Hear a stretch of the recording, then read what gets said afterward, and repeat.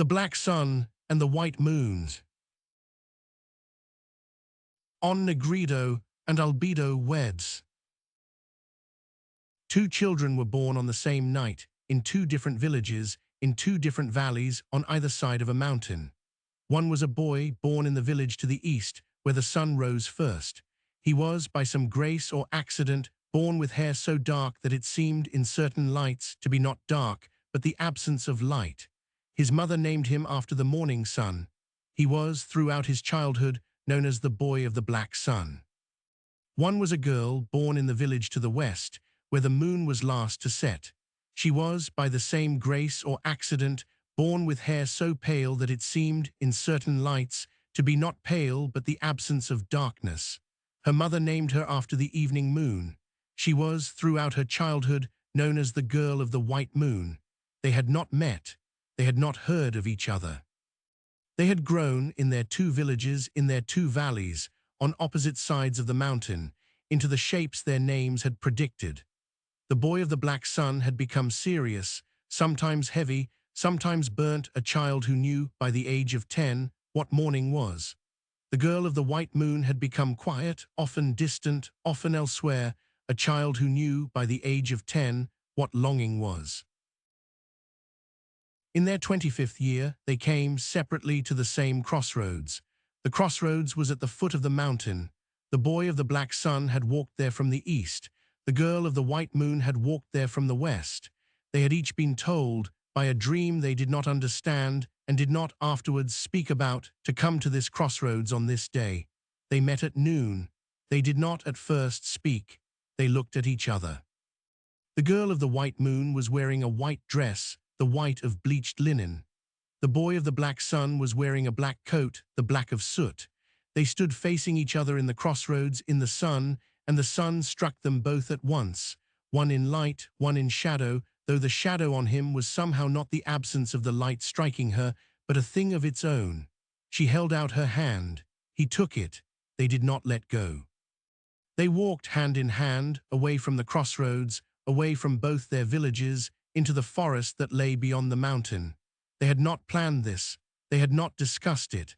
They had only on meeting understood that they had been walking toward each other for 25 years, and that the walking was not, after the crossroads, to end. It was to change. It was to become a walking together. They walked into the forest. They walked for 50 years. This is not exactly true. They did not walk continuously for 50 years. But for 50 years they lived in the forest, in a small hut they built together in the first month, and they did not in those 50 years return to either village. The two villages in time forgot them. The mothers of each child died. The villages assumed the children were dead. They were not. In the forest, they did what no one had told them to do. They did not, in any conventional sense, fall in love. They did not, in any conventional sense, marry. They were, from the day at the crossroads, already so much one thing in two bodies that the conventional words did not fit. They cooked together. They gathered together. They slept in the same bed. They spoke rarely because they did not need to, but something was happening in them that they could not have explained. In the first decade, the boy of the black sun began to lighten, not in the color of his hair, the hair stayed dark, but in his bearing, in his voice, in the way he held his shoulders.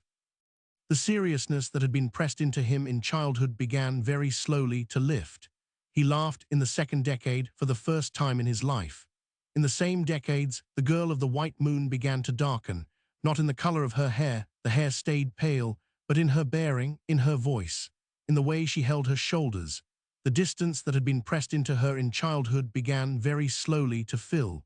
She wept in the second decade for the first time in her life. By the third decade, they were no longer easily distinguishable as the boy of the black sun and the girl of the white moon. They had become, in some intricate way, each other. By the fifth decade, they were one body with two faces. This is again not exactly true. They were still two people with two bodies, two sets of clothes, two names, but their bearing was by then identical. They moved the same way. They laughed at the same things. They had begun in the 40th year to dream the same dreams. And the color they wore was no longer black or white. They had stopped around the 40th year without quite noticing, wearing the clothes they had walked into the forest in. The black coat had worn out, the white dress had worn out. They had made new clothes from the cloth they wove in the hut. The cloth they had woven by some accident or grace was red, not the red of fire, not the red of blood, a red the language did not, then or now, have a word for. They walked out of the forest after the 50th year, on the same day they had walked in. They came down the mountain to the crossroads where they had met. The villages had changed. The children of the children of the children of their childhood acquaintances now ran the markets. No one recognized them. They did not ask to be recognized. They stood in the crossroads, holding hands, dressed in the red of the color the language did not have. A small girl in the market came up to them.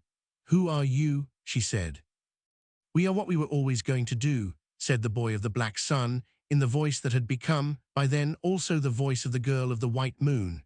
"We needed the forest to remember," said the girl, in the voice that had become, by then, also his. The small girl did not understand. She brought them water. They drank. They walked that afternoon back into the forest. They did not, after that day, return. It is said in those two villages that on certain evenings of the year, walkers in the high forest see two figures, dressed in a red the language does not name, holding hands, walking slowly along the paths. The walkers do not, when they return home, know how to describe what they have seen. They only know afterwards that they have been quieted by it. The two figures, when seen, never speak. They are by now very old and very much the same.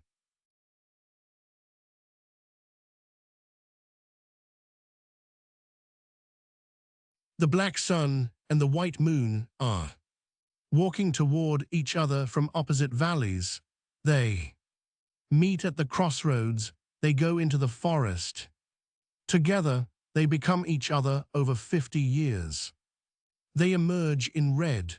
The red is not fire and not blood. It is the third color the language does not name. It is what black and white become when held together for 50 years without parting. Most do not go into the forest. The few who do return in red.